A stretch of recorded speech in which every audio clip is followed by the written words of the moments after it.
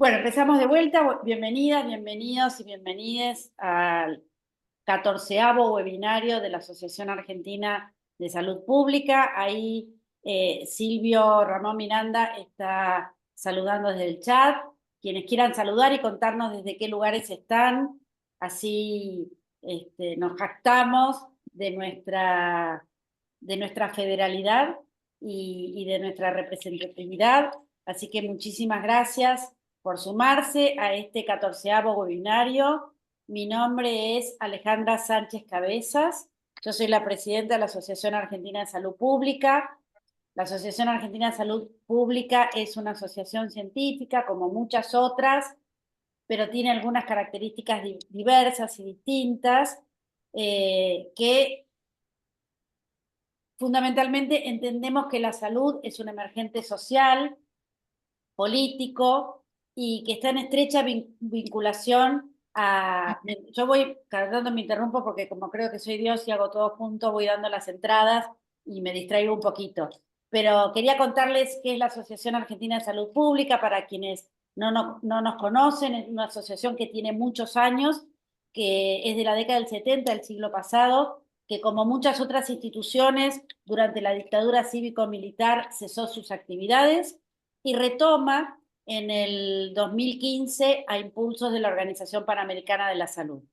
Hace 2 años y medio aproximadamente, un grupo de personas que veníamos trabajando desde distintos ámbitos, que nos conocíamos, pero no necesariamente compartíamos los mismos espacios, nos conocíamos y nos cruzaba la vida y nos intersectaba la vida, decidimos presentarnos como comisión directiva y darle un nuevo impulso a esta asociación, entendiendo que la salud es una construcción colectiva, que necesita de una mística, que necesitamos, eso pensamos hace 2 años y medio, casi 3 años, que necesitábamos construir un sueño compartido, porque la salud pública venía sufriendo embates ya hace mucho tiempo, y desde ese momento hasta ahora hemos crecido de 80 socios activos a más de 1000, 80 consejos que están trabajando distintas temáticas, como este, que es el Consejo de Derechos de Salud Sexual y Reproductiva y el Consejo del Modelo Social de la Discapacidad, así como este, el Consejo de Salud Mental,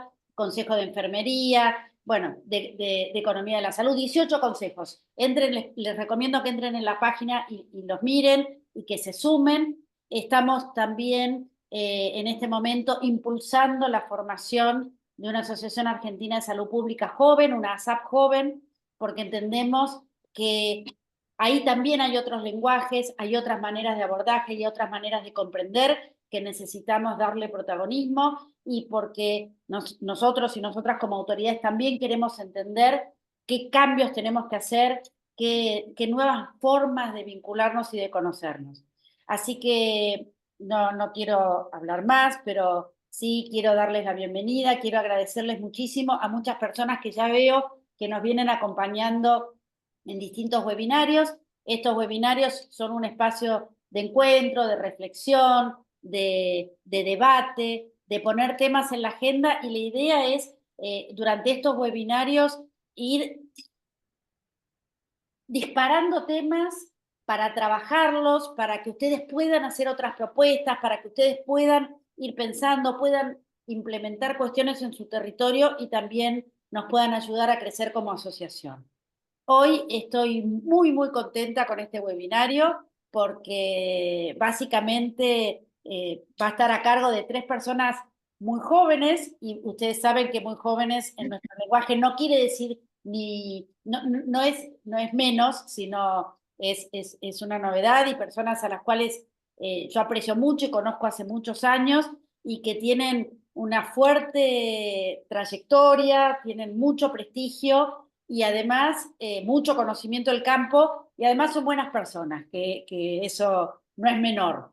Buenos profesionales y buenas profesionales hay bastantes, buenas personas no hay tantas. Y acá tenemos 3 buenas personas. Nos acompaña Carolina Buceta, licenciada en Psicología, especialista en discapacidad, género y derechos sexuales, presidenta del Consejo del Modelo Social de la Discapacidad de la Asociación Argentina de Salud Pública. Mailén Pérez Tort, socióloga, diplomada en Género y Salud por la Universidad de San Martín y presidenta del Consejo de Derechos Sexuales y Reproductivos de la Asociación Argentina de Salud Pública, y Florencia Pérez Porte, médica, trabajadora del CESAC 5 de Ciudad de Buenos Aires, y que además está de vacaciones y aún así está acá para compartir este espacio con nosotros y nosotras. Así que, Mailén, todo tuyo el espacio. Gracias, Ale. ¿Se me escucha bien? Perfecto. Bueno, un gusto participar en este espacio con las compañeras Caro, Florencia. Eh, Hola a todos, todas y todes aquí presentes. Me alegra un montón ver tantas caritas conectadas hoy, así que esperemos que sea un encuentro interesante, que les sume y sobre todo que después podamos intercambiar también distintas opiniones, experiencias y trayectorias desde los lugares donde estén ustedes eh, trabajando en estas temáticas o activando o militando. Bueno, como para comenzar, como parte del Consejo de Derechos Sexuales y Reproductivos de la ASAP, me gustaría traer un poco para partir de cero y partir todo desde la misma base, un poco de qué hablamos cuando hablamos de derechos sexuales y reproductivos en Argentina, tanto en el marco normativo que los regula, así como también en algo interpretativo sobre este progresista marco normativo que tenemos en nuestro país. Entonces, ¿qué es la salud sexual y reproductiva y qué temas y derechos aborda?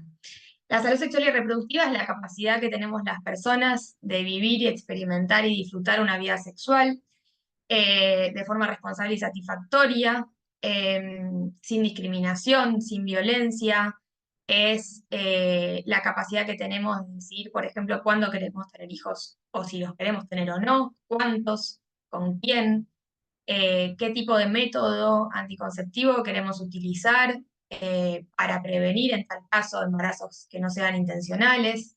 Y también es el piso básico para disfrutar de un montón de otros derechos que también nuestro país nos ofrece y nos protege. Eh, entonces, en términos más concretos y en términos de políticas públicas, los derechos sexuales y reproductivos nos permiten tener información sobre métodos anticonceptivos y la diversidad de métodos que existen en nuestro país y de los cuales podemos acceder de forma gratuita, tanto en el sistema público de salud como en la medicina prepaga o privada, a tratamientos de hormonización para aquellas personas que estén deseando comenzar un proceso de transición de identidad de género, consejería en derechos en sentido amplio, y esto quiere decir en consejería en opciones, tanto cuando nos encontramos frente a un embarazo que no buscamos, que no fue intencionado o no fue deseado, y queremos conocer qué distintas opciones tenemos las personas con capacidad de gestar para decidir de forma informada sobre esos derechos. Como decía, la prevención del embarazo y también la prevención y el abordaje de situaciones de violencia sexual, ¿sí? Específicamente. Entonces, ¿en qué leyes? ¿En qué conjunto? Porque como decía, y hoy lo voy a reiterar muchas veces porque me parece muy importante en el día de hoy, reiterar que es un conjunto de leyes muy ricas que tenemos en nuestro país, en las cuales se enmarcan estos derechos que mencioné hace unos segundos. Tenemos la Ley de Salud Sexual y Reproductiva, que es como la ley fundante de nuestro país en el tema de derechos sexuales y reproductivos, que es del año 2002, que regula, entre otras cosas, el acceso a métodos, la prevención del embarazo en adolescentes, el acceso a consejerías en opciones. Eh, Tenemos la Ley de Protección de Derechos de Niños, Niñas y Adolescentes, que es del año 2006, en la cual se abordan todos los derechos humanos de esta población en particular y en específico derechos vinculados a la protección ante todos los tipos de violencia, eh, tanto sexual como de otros tipos, como también podría ser el acceso a métodos anticonceptivos, la Ley de Anticoncepción Quirúrgica del año 2006, del mismo año la Ley de Educación Sexual Integral, estrechamente vinculada con la Ley de Derechos Sexuales y Reproductivos. No podemos concebir, y lo vamos a ver en unos minutos, la implementación efectiva de una ley que promueve el acceso a métodos anticonceptivos si no trabajamos en el derecho a la información rigurosa, científica, laica, de los derechos sexuales y reproductivos en todos los niveles educativos, como lo promueve la ley de ESI. La Ley de Derechos del Paciente del año 2010, la Ley de Identidad de Género del 2012, la ley de protección y prevención de todos los tipos de violencia contra la mujer y otras identidades, que aborda desde la ley, desde el tipo de violencia sexual hacia otros tipos de violencia y en particular hacia ciertas poblaciones como son las mujeres cis, pero también otras identidades. Eh, y no son solo estas, hay otras, por suerte hay muchas, que tenemos que conocer. No voy ahora como meterme de lleno en cada una porque considero que es información que podemos acceder más fácilmente, eh, googleando, preguntándole al chat GPT y demás, informándonos. Pero sí me gustaría enfocarme en algunos conceptos que para mí son fundamentales cuando hablamos de derechos sexuales y reproductivos, en general y en particular cuando hablamos del cruce o la relación con las personas con discapacidad. Es el concepto de autonomía. La autonomía, tanto reproductiva como la autonomía en general como concepto fundante ante la toma de decisiones y la protección, defensa y exigencia de nuestros derechos en general como ciudadanos y ciudadanas. ¿Qué tenemos? ¿Dónde encontramos la autonomía? Por ejemplo, la Convención de las Personas con Discapacidad, que es un documento, un acuerdo muy importante de las Naciones Unidas del año 2006, que en Argentina lo convirtió en ley en el año 2008, habla sobre los principios generales de autonomía y de derecho a la información, fundamentales y claves para tomar decisiones en libertad. Entonces, ¿qué dice la Convención de las Personas con Discapacidad sobre esto? Que todos los gobiernos firmantes, es decir, todos los gobiernos, incluido Argentina, o estados, mejor dicho, miembros del sistema de Naciones Unidas que dijeron estoy de acuerdo con esta convención y con todo lo que esta convención detalla, están de alguna manera comprometidos a adoptar todas las medidas, y estoy leyendo textual, pertinentes para asegurar la realización de ajustes razonables. ¿Qué son los ajustes razonables? Son pequeños esfuerzos razonables posibles de hacer para que las personas con discapacidad puedan tomar de forma autónoma las decisiones o puedan dar su consentimiento frente a prácticas médicas, a información, al tratamiento y al abordaje también de estas personas en diferentes momentos, desde la atención luego de alguna situación de violencia sexual y todo el protocolo, digamos, que conlleva el uso de esa información y los tratamientos que se le pueden hacer a esa paciente o a esa persona usuaria del sistema de salud, así como también el consentimiento frente a prácticas médicas específicas como un aborto, una operación y un montón de cosas. La autonomía, la idea de autonomía ya está entre los grandes documentos que regulan estos derechos desde por lo menos el año 1994, cuando la ONU recomendó en el año 94 la capacidad de las mujeres para controlar su propia fecundidad constituye la base fundamental para el disfrute de otros derechos. Es decir, estamos hablando de algo que viene en agenda desde hace rato y que de alguna manera está en la letra de la ley.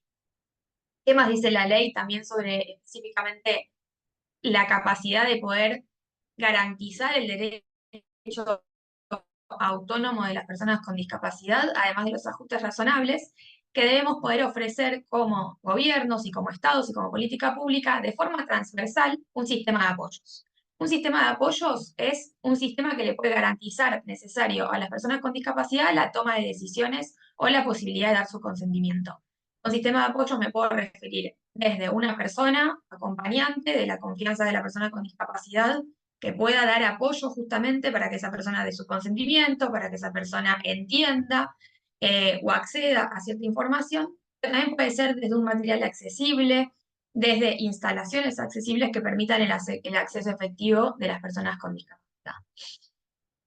¿Cómo se traduce todo esto en ejemplos concretos de nuestro marco normativo y cómo se ha ido desde el 94, como les mencionaba, que la ONU lo menciona de forma muy contundente, hasta ahora en Argentina el concepto de autonomía? Algunos ejemplos. En el caso de las personas con discapacidad, el Ministerio de Salud en el año 2015 resolvió en una resolución que las personas con discapacidad pueden decidir, por ejemplo, el método anticonceptivo de barrera con autonomía. Es decir, que no requieren del consentimiento, ni del acompañamiento, ni de la firma o autorización de cualquier otra persona para decidir esa práctica, entre otras. Que las personas con discapacidad pueden firmar su propio consentimiento, como les decía, este instrumento que es un documento muy fundamental y muy utilizado, no estoy diciendo nada muy como rebuscado el consentimiento. Yo no soy médica, pero si acá hay muchos médicos o médicas, seguramente trabajen con consentimientos a diario. Cualquier persona con discapacidad, excepto que esté judicialmente inhabilitada para consentir prácticas sobre o decisiones sobre su sexualidad, puede y debe firmar su consentimiento, y el sistema de salud y los profesionales del sistema de salud deben eh, garantizar que la persona lo haga. Otra modificación fundamental en torno a la autonomía que se dio hace muy poco tiempo, en el año 2021, fue la modificación del artículo 3 de la Ley de Anticoncepción Quirúrgica, que hasta ese momento le daba la posibilidad al personal de salud de realizar una, por ejemplo, práctica anticonceptiva permanente, como es la ligadura de trompas o la vasectomía, sin el consentimiento de la persona con discapacidad. Es decir, a pedido de algún familiar, cuidador. No vamos a entrar digamos, las intenciones y cada caso particular que pueda haberse dado en esos casos, pero había una ley que permitía ejercitar esa práctica específica en personas con discapacidad sin obtener su propio consentimiento. En 2021, de hecho, la compañera Caro participó de todo ese proceso súper interesante de incidencia política. Entre otras redes de militancia por los derechos de las personas con discapacidad, lograron incidir en que ese artículo se modifique y hoy eso ya no se permite. Otro ejemplo es, en otro grupo poblacional, como los adolescentes y las jóvenes, es la autonomía progresiva, ¿sí? Cuando hablamos, por ejemplo, de adolescentes, sabemos que entre los 13 años en adelante, los adolescentes ya empiezan a tener cierta autonomía progresiva que por ley también se le debe reconocer en cuanto a ciertas prácticas no invasivas para su salud. La colocación de métodos, incluso un aborto realizado en contexto seguro y de forma no riesgosa, es una práctica no invasiva. Entonces, son detalles de la ley que están vigentes en nuestro marco normativo, que debemos conocer todas las personas para poder implementarlos de forma correcta y entender el detalle de cómo se implementa en cada caso. Bueno, dicho esto, no siempre, si bien el concepto de autonomía y el concepto de derechos sexuales y reproductivos como tales ya tienen bastantes años en nuestro país, más bien décadas, no siempre hubo una misma narrativa, un mismo discurso en torno a estos derechos. ¿De dónde surgen los derechos sexuales y reproductivos y más particularmente en Argentina? Haciendo un brevísimo recorte histórico de la trayectoria de los derechos sexuales y reproductivos en general, podemos identificar que en la década de los 60, los 70, a nivel mundial, quienes estén familiarizados con el movimiento feminista, la segunda ola del movimiento feminista, que se diferenciaba de la primera ola muy vinculada a los derechos civiles, al voto de la mujer y demás, se enfocó más en aquellas debates y discusiones vinculadas a, entre comillas, el hogar, lo íntimo, es decir, la sexualidad, la planificación familiar, el acceso a la píldora anticonceptiva y demás. Esto también se vinculaba en un contexto mundial cada vez más autoritario, en Argentina vinculado a la dictadura cívico-militar, donde la posibilidad de salir a la calle a protestar y demás estaba un poco más socavada y los debates se vuelven más internos. Y este movimiento hace foco en eso. Esto tiene un impacto concreto en Argentina, aparecen los primeros movimientos feministas más masivos en torno a la agenda de derechos sexuales y reproductivos, en particular con el acceso al aborto y a la píldora anticonceptiva.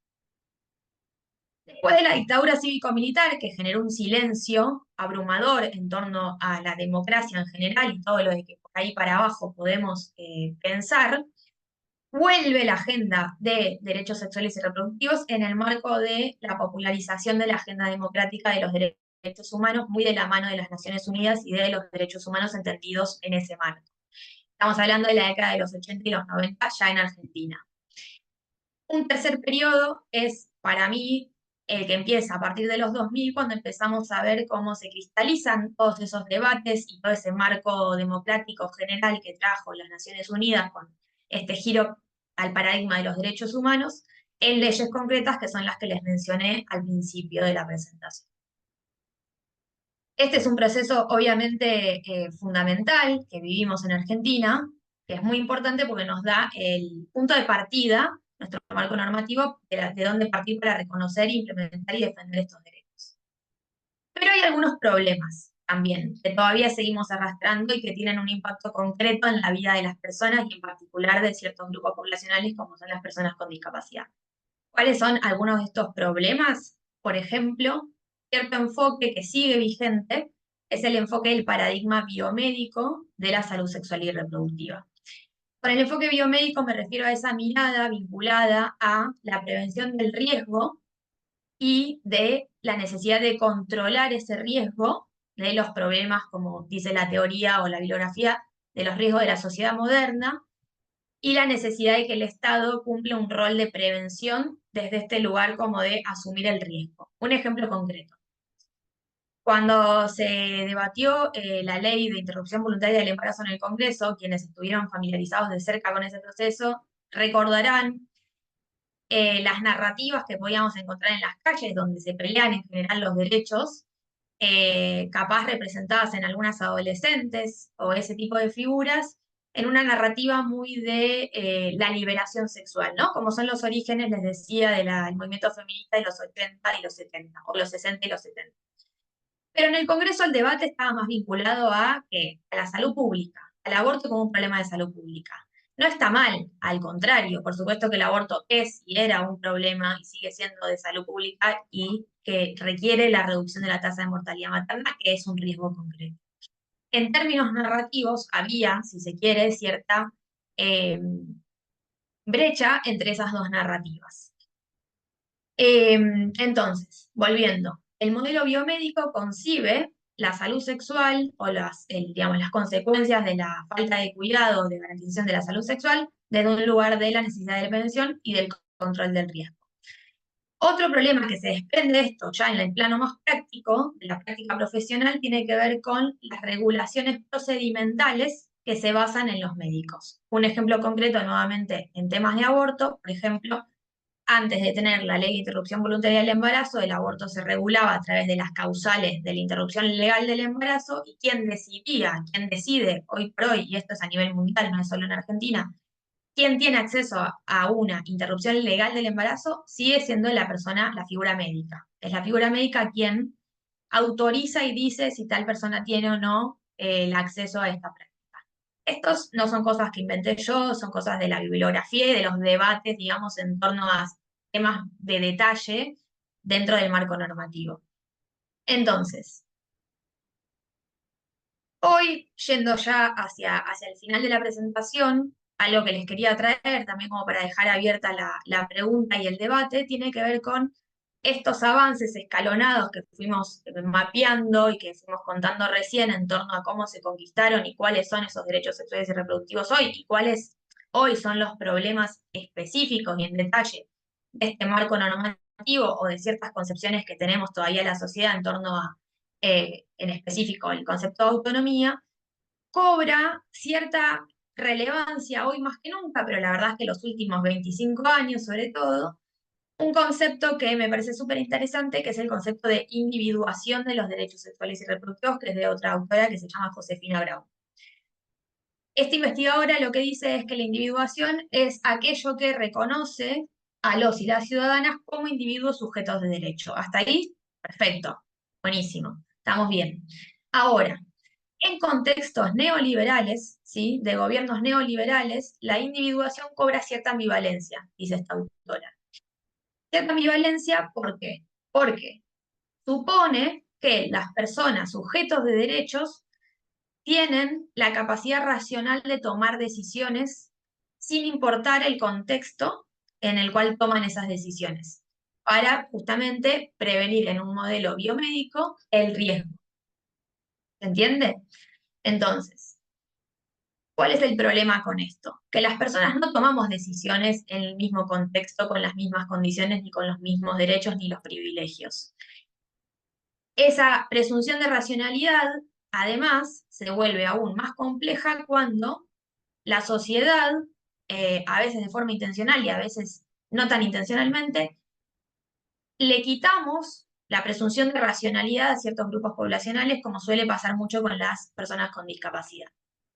Y esto tiene un problema concreto porque en la medida en que en un contexto neoliberal de individuación de derechos sexuales y reproductivos no podamos otorgarle o reconocerle la presunción de racionalidad a las personas con discapacidad, no vamos a poder pensar en el derecho a la autonomía.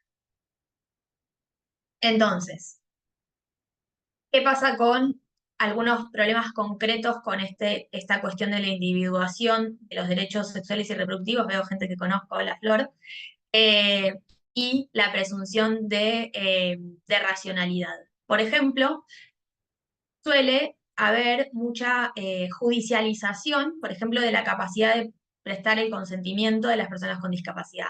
Solemos hablar mucho y seguramente salga después el tema con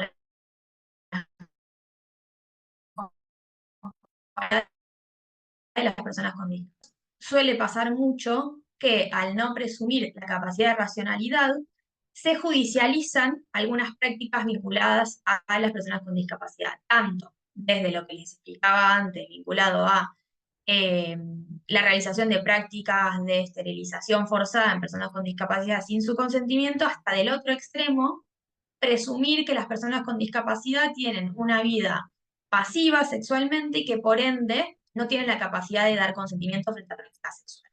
Por ende, presumimos que las prácticas sexuales que realicen son abusivas y directamente las volcamos o las entendemos o las tratamos como víctimas de violencia sexual.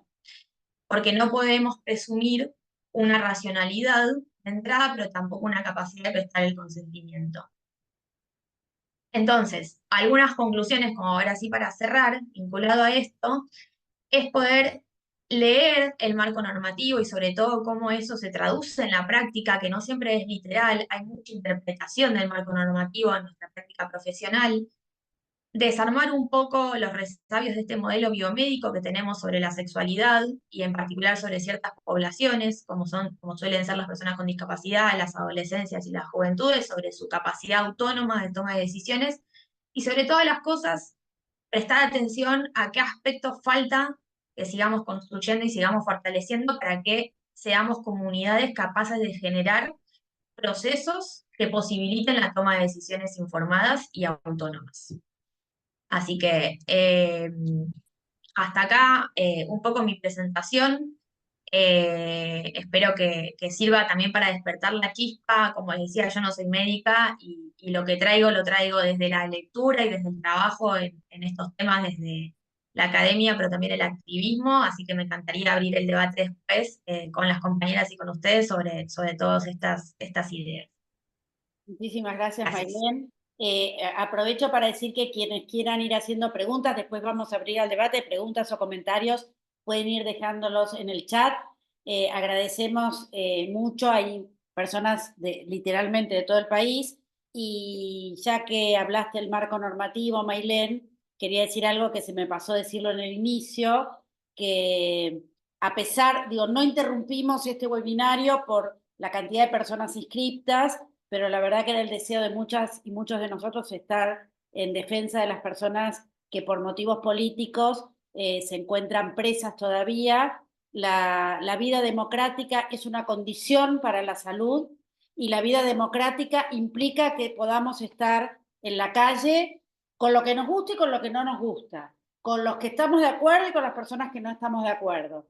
Pero digo, es una condición para construir salud, así que protestar no es un acto de terrorismo de ninguna manera, así que bueno, quiero en nombre propio y como presidente de la Asociación Argentina de Salud Pública, mi solidaridad a las personas que todavía están presas por defender los derechos de la mayoría. Perdón, Caro, que te robé unos minutitos.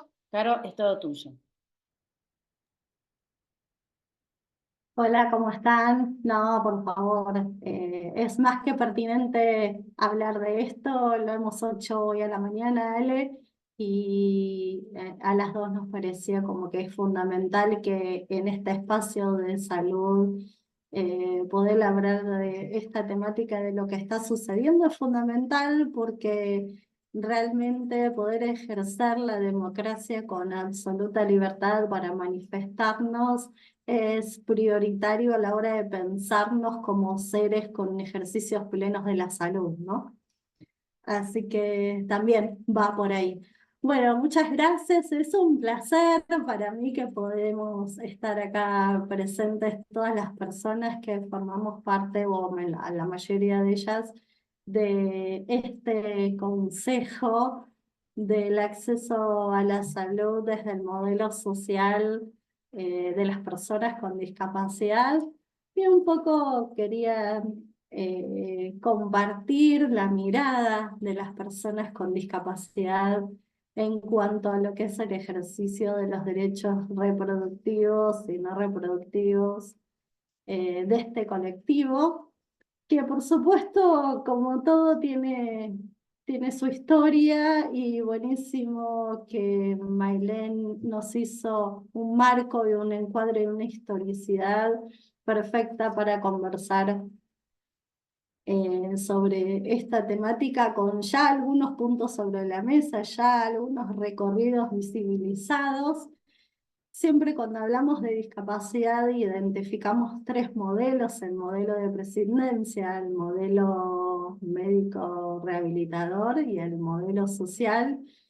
Y también siempre cuando los explicamos en cada lugar hablamos de que coexisten, ¿no? Porque si bien cada modelo se tejió en un momento histórico determinado, también hablando en criollo no nos sacamos de encima los modelos anteriores, siguen teniendo sus manifestaciones y también siguen teniendo manifestaciones en las prácticas en cuanto a los derechos sexuales, reproductivos y no reproductivos de las personas con discapacidad. ¿Por qué? ¿Y por qué coexisten? Bueno, porque es parte de la historia y porque también hay una serie de barreras que hacen que el ejercicio de estos derechos todavía no estén al 100% garantizados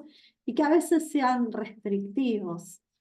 Por ejemplo, en el modelo de presidencia, que lo ubicamos históricamente más en la Edad Media o en las civilizaciones más antiguas, donde lo que se podía destacar allí tenía que ver con la exclusión de las personas con discapacidad de todo tipo de actividad, por eso la denominación de presidencia.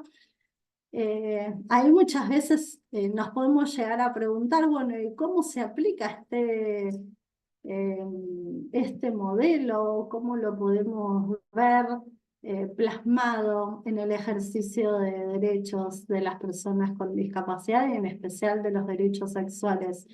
Bueno, en ese modelo había prácticas eugenésicas y también prácticas de marginación, ¿no?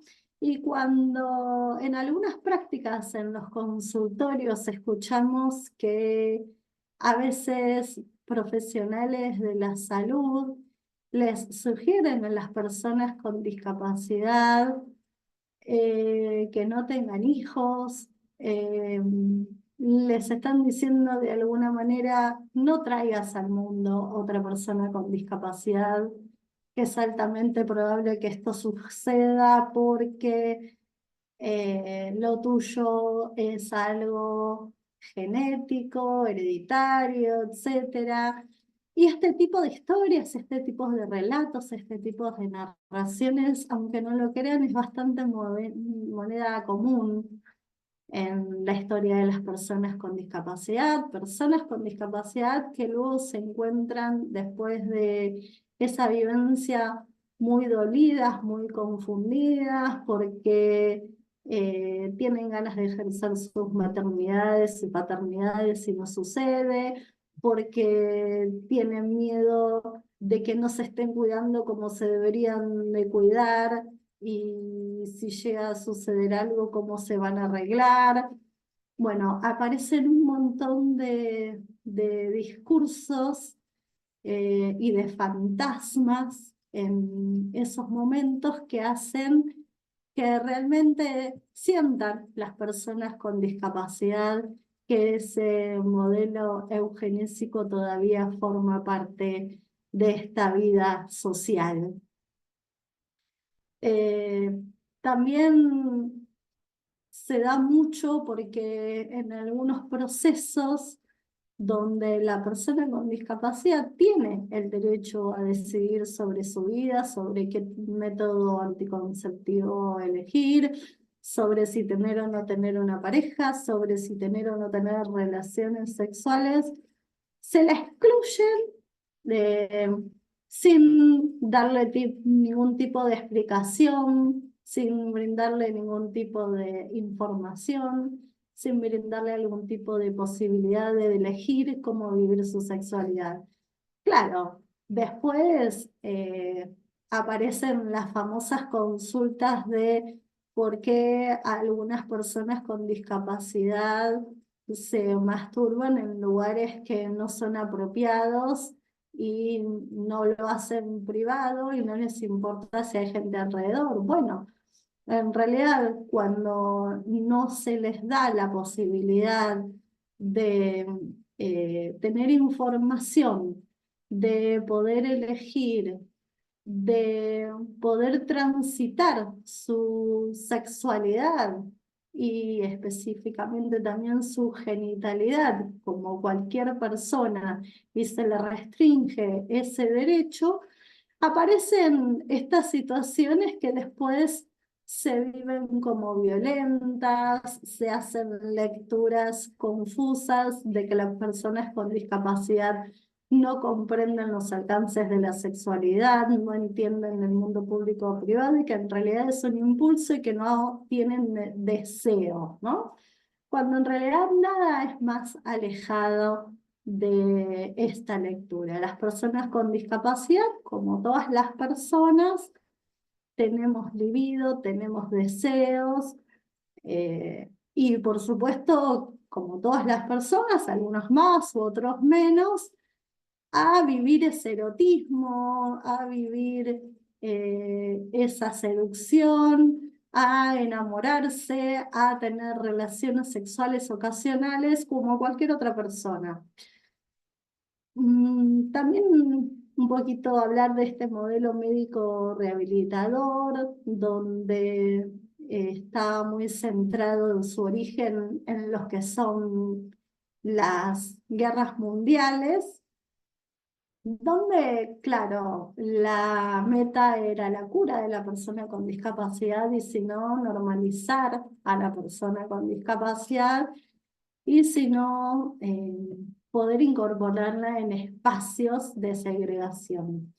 Ahí tenemos la pauta de que las palabras que más se ajustan a estos procesos, a estos modelos médicos rehabilitadores, son la segregación o la integración.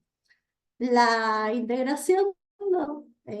Conocida como aquella situación en la cual la persona con discapacidad es quien se tiene que ubicar, adaptar a lo que es la comunidad, ¿no? Y esto se ve mucho en situaciones de ejercicio de derechos donde no se les explica en los formatos que necesitan. No me voy a meter en las barreras comunicacionales porque de eso seguramente va a estar hablando Florencia, en mi experiencia, eh, donde es la persona que se tiene que adaptar y vivir situaciones complejas por la ausencia de equipamientos, como por ejemplo mamógrafos accesibles o la falta de camillas ginecológicas. Entonces, la persona es la que tiene que soportar para poder hacerse esos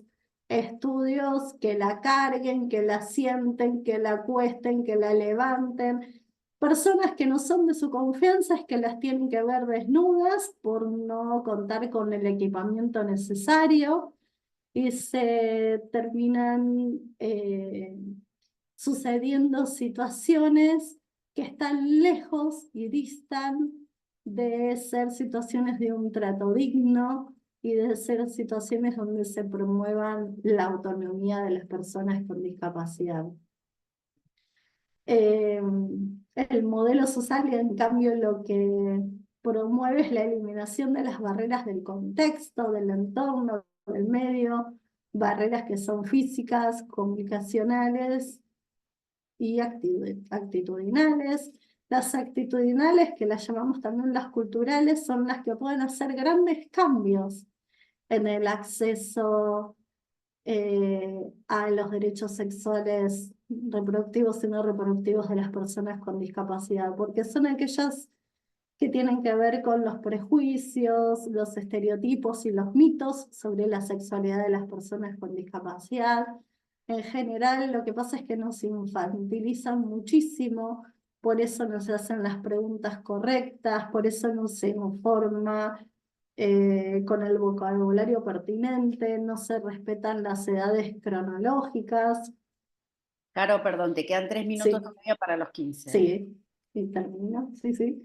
Y también fundamentalmente el creer que las personas con discapacidad, vuelvo a repetir, somos asexuadas o que al revés, por alguna situación, o a veces incluso se confunden las tipologías o las patologías con el nivel de impulso de ganas de vivir su sexualidad. Todo eso es lo que tenemos que derribar, todo eso es en lo cual tenemos que trabajar, entender que las personas con discapacidad quieren vivir su sexualidad como todas las personas y solo tenemos que pensar en espacios accesibles, en espacios con trato digno, en espacios que promuevan la autonomía y en espacios donde se puedan justamente trabajar junto con la persona con discapacidad, que es quien va a decidir qué prácticas quiere y qué no quiere realizar, brindando información fehaciente, científica y accesible. Bueno, voy a terminar porque si no sigo hablando y no, y no termino más para darle paso a Florencia, que es interesante la experiencia que han realizado y se van a meter más con las barreras comunicacionales que son fundamentales para poder brindar la información fehaciente. Muchísimas gracias, Gracias. Carolina. Gracias por el tiempo. Adelante, Florencia. Hola, ¿cómo están? Acá Florencia, un gusto. Bueno, buenas tardes a todos.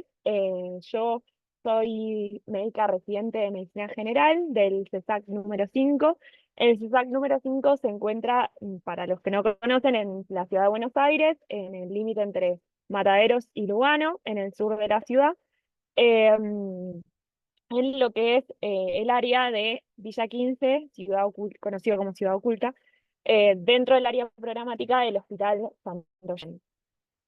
Yo, junto con mis dos compañeras que andan por ahí de residencia, Sofía y Bárbara, dentro del equipo territorial del centro de salud, del cual formamos parte, eh, nos llega, como parte del equipo, del equipo territorial, una demanda sobre, el año pasado, sobre realizar un taller para personas con discapacidad sobre derechos sexuales y reproductivos y no reproductivos, que esto de lo que estuvieron hablando mis compañeras en el marco teórico, ¿no? De lo que estuvieron hablando hoy. A partir de que nos llega la demanda, la realidad es que nos generamos un montón de preguntas somos expertas como para dar el tema y dar este taller. Nos preguntamos si sabíamos, si había que saber algo en realidad, y si realmente podíamos hacerlo, ¿no? Con esas interrogantes empezamos y dijimos, bueno, vamos a empezar a agarrar y empaparnos de esta bibliografía, de este marco teórico, un poco lo que fue contando Mailén, eh, como para ver cómo podíamos armar y planificar estos talleres que queríamos dar. Eh, el taller vino de la demanda de un comedor dentro del barrio que trabaja con personas con discapacidad y está liderado por una persona con discapacidad. Eh, y bueno, no, empezamos a realizar estas búsquedas bibliográficas y nos empezamos a dar cuenta que en realidad los materiales y la información la teníamos, que eran los mismos talleres que solíamos dar, y que podíamos hacerlo, así que un poco pensamos también igual dónde estaba la información sobre sexualidad de las personas con discapacidad, como que ahí un poco ya nos empezó a picar la duda de si realmente había más bibliografía hecha por personas con discapacidad, ¿no? Y quisimos abordar el taller primero con una pregunta general sobre qué tenían ellos sobre la sexualidad o cuál era su definición. Em, y a partir de ahí luego íbamos a trabajar con algunos mitos, que fue un poco lo que estuvo diciendo Carolina, algunos mitos como, bueno, que las personas con discapacidad son asexuadas, que las personas con discapacidad solo salen con personas con discapacidad, que las personas con discapacidad no pueden tener hijos, o que esta idea de que están hipersexualizadas o que tienen una sexualidad irrefrenable. Esos fueron como algunos mitos disparadores eh, que fuimos trabajando en el taller. Este taller, que lo dimos en una primera instancia, trajo fue como un intercambio bastante ameno, que hasta el final al finalizarlo nos dijeron y nos propusieron desde el mismo comedor otras personas que habían estado presentes si podíamos volver a darlo, pero en otro espacio que era en un programa de alfabetización que también trabajaba con personas con discapacidad y que, bueno, nada, que repitamos como la misma metodología. Y lo hicimos también en ese espacio. Dentro de algunas cosas que nos surgieron del intercambio, tengo dos intervenciones que nos dijeron que estaban un poco contrapuestas. Una de las personas que estaba presente en el taller nos dijo que sí, que su mamá, por ejemplo, le había dicho que ella no podía tener novio, que eso no era para ella, que ella tenía que estudiar. Y otra de las personas nos dijo, no, bueno, ¿cómo no puedo tener hijos? Si yo tengo hijos, siempre los llevé a los controles de salud, siempre los cuidé y ahora ellos crecieron y ellos me cuidan a mí y me acompañan a mí. Y ahí entonces nos surgió la pregunta de, bueno, ¿qué hace que dos personas en una misma población, en nuestro área de trabajo, puedan llegar a tener diferentes accesos a información sobre sexualidad o sobre derechos sexuales, y de dónde viene esa diferencia o cuál es esa diferencia? Y ahí un poco empezamos a pensar nuestra segunda pregunta del trabajo de investigación que estamos haciendo actualmente con Carolina, la licenciada que está acá presente, que es sobre, bueno, evaluar y relevar cómo es el acceso a la información sobre derechos sexuales y no reproductivos de nuestra población de estudio, que es las personas con discapacidad de Villa 15. Eh, bueno, también igual nos pareció muy importante la experiencia que realizamos con los talleres con respecto a decir, bueno, es importante animarnos a hacerlo, pasar esa barrera y escuchar el intercambio que se genera ahí, que tenemos información y que si uno va y realiza lecturas, planifica y tiene en cuenta a las personas con discapacidad, se puede generar talleres que se puedan dar a la población con la que uno trabaja.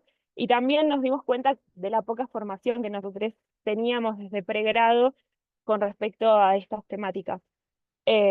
Y a posgrado. Pero bueno, dado que nosotros estamos en formación y nos encontramos como parte de la residencia, eso sí lo quisimos cambiar y tomamos la iniciativa de empezar a darnos clases con respecto, llamar a personas que vengan a darnos clases sobre personas con discapacidad, derechos, leyes, todo lo que estuvo hoy contando un poco Maylen también. Eh, y bueno, y a partir de ahí empezamos a trabajar en este trabajo que les digo de investigación con Carolina, en el cual quisimos, y nuestro objetivo es encontrar o ver o analizar cuáles son los facilitadores u obstaculizadores que encontramos en las barreras en el acceso a la información sobre derechos sexuales, reproductivos y no reproductivos de nuestra población en Villa 15. Tomamos distintas dimensiones, sean como comunicacionales, económicas,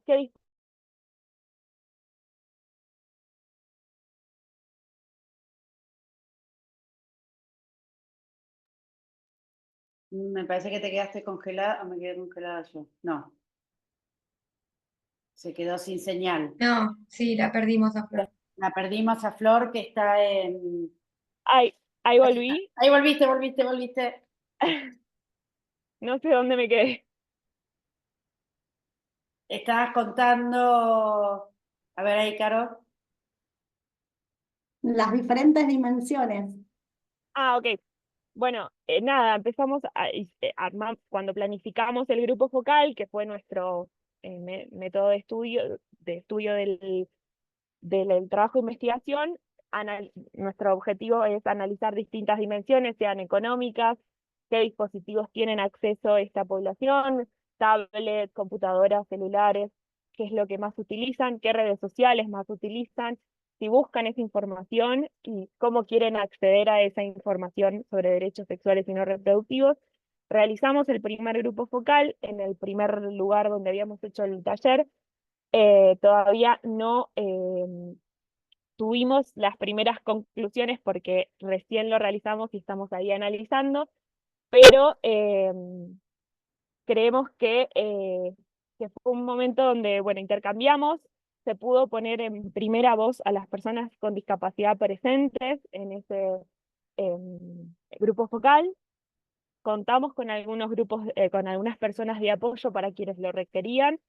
Eh, y nuestra idea es seguir analizando sobre qué métodos podemos utilizar más desde nuestro espacio como para brindar información que sea accesible a las personas con discapacidad, pero que sea también pensada y tenida en cuenta desde ellas mismas, para que no sea sobre ellas sin ellas. Bueno, muchísimas gracias, Florencia. Bueno, muchísimas gracias a las tres. Igual hay varias preguntas y comentarios. Carlos, yo no sé si tenés vos para leerlos el chat, pero mucha gente te saluda y te dice, bueno, viste que vos siempre tenés un club de fan. Te está siguiendo hasta acá. No sé si querés que te las lea, no sé si vos tenés esas cosas que vos tenés que te leen las cosas, pero Sí, voy leyendo, gracias, Ale. bueno, pero digo, así que ustedes mismas van leyendo las preguntas y pueden ir contestando y quizás tenemos unos minutitos, dar una vuelta, por ahí 2 minutos de algo que se quedaron con ganas de decir May, Carolina y Florencia. Yo quisiera rescatar, agradecerles a las tres el marco, digo, creo que recuperar el marco legal me parece una cosa clave también para el concepto de ley viva, las leyes que están, las leyes que son conocidas y las leyes que entran